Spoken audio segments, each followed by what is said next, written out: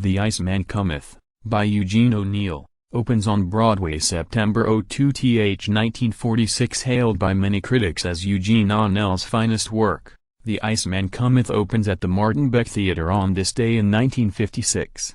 The play, about desperate tavern bums clinging to illusion as a remedy for despair, was the last ONeill play to be produced on Broadway before the author's death in 1953. Like many of his other works, the play drew on ONeill's first-hand experiences with all-night dive bars and desperate characters. Although his actor father sent him to top prep schools and to Princeton, ONeill dropped out of college after a year. He went to sea, searched for gold in South America, haunted the waterfront bars in Buenos Aires, Liverpool, and New York, and married briefly. He drank heavily. In 1912, when ONeill was nearly 30, he came down with tuberculosis and was sent to a sanitarium in Connecticut. While recovering, he wrote his first play and decided to devote himself to drama. He began churning out gritty, realistic plays about lives on the margins of society. He wrote 9 plays from 1913 to 1914,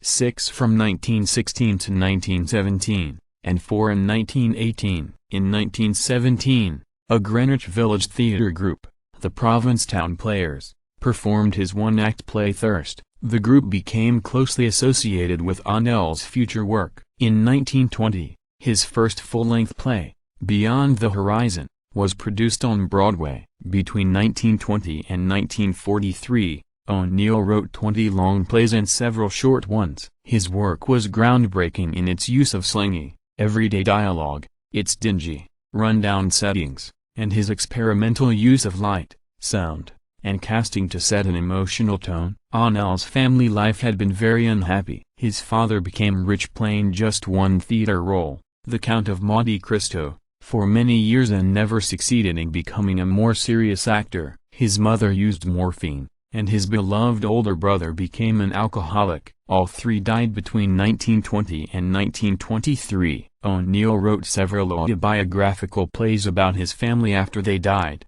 including A Moon for the Misbegotten, produced in 1957, and Long Day's Journey into Night, produced in 1956. Other major works include The Hairy Ape, 1923, and Morning Becomes Electra, 1931. Although ONeill was an outgoing host with an active social life during his second marriage, he became reclusive during his third. In the 1940s, he developed a degenerative nervous disease, and he died in Boston in 1953. Many critics call ONeill America's first major playwright.